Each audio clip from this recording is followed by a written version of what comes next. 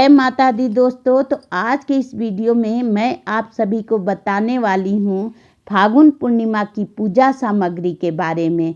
तो दोस्तों, फागुन पूर्णिमा का दिन बहुत ही पवित्र माना गया है। इस दिन भगवान विष्णु और माता लक्ष्मी की पूजा की जाती है।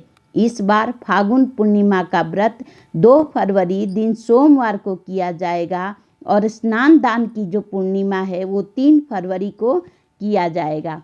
अगर आप भी फागुन पूर्णिमा की पूजा करना चाहते हैं तो इस वीडियो को अंत तक ज़रूर देखिएगा ताकि कोई भी पूजा सामग्री हमसे छूटे नहीं। तो चलिए दोस्तों, बिना समय गवाए जान लेते हैं कि फागुन पूर्णिमा की पूजा में हमें कौन कौन सी सामग्रियाँ चाहिए। तो दोस्तों, सबसे पहले पूजा के लिए हमें साफ स्वच्छ स्थान चाहिए, जो मंदिर से बढ़िया कुछ नहीं हो सकता। आप चाहें तो अपने घर के मंदिर में भी पूजा कर सकते हैं और आप अलग से चौकी लगा करके भी पूजा कर सकते हैं। दोनों ऑप्शन आपके पास है, आप कहीं भी पूजा कर सकते हैं। और इस तरह से चौकी बिछा करके उस पर पीला वस्त्र बिछा करके भगवान की पूजा में, श्री हरि विष्णु के पूजा में जो चौकी पर पीला वस्त्र बिछाया जाता है, ठीक है। और इस तरह से सबसे पहले हमें कलश के लिए एक लोटा में जल भर लेना। उस सबसे पहले उसमें गंगा जल डालना है, उसके बाद जल डालना है। लोटे पर स्वास्तिक बना लेना है, उसके कंठ में कलावा डाल लेना है। और इस तरह से देखिए, पंच पल्लव हमको चाहिए, जिसको खूब सुंदर से चंदन, रोली, सिंदूर इस तरह से सजा लेना है। पंच पल्लव को अचवनी के लिए हमको पात्र चाहिए और इस तरह से अक्षत, रोली, चंदन, सिंदूर इस तरह की एक डिब्बी में बना करके रख सकते हैं और आप चाहे तो अलग अलग भी रख सकते हैं।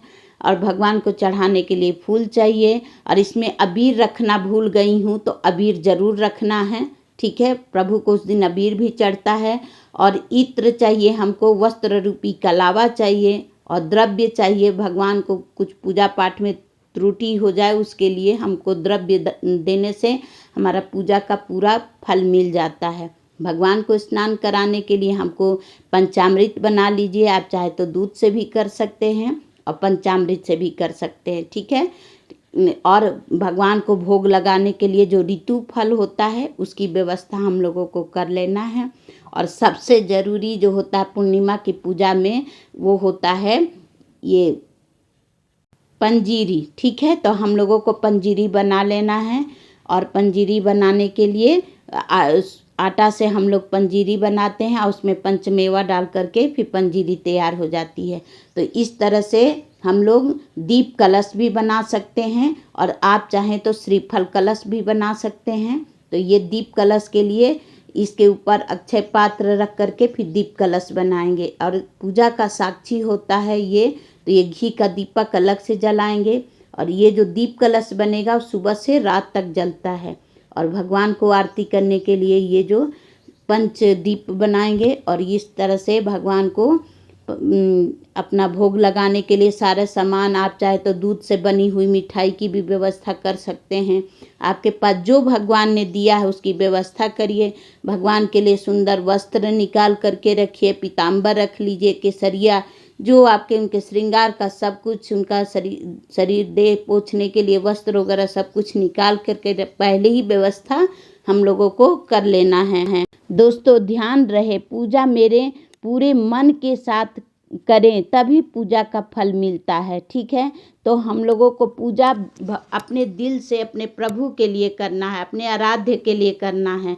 और उस दिन भगवान के व्रत की कथा भी सुनी जाती है। तो इस तरह से अपने भगवान के लिए चंदन, टीका सब कुछ व्यवस्था देखिए मैंने आप लोगों को दिखा दिया है।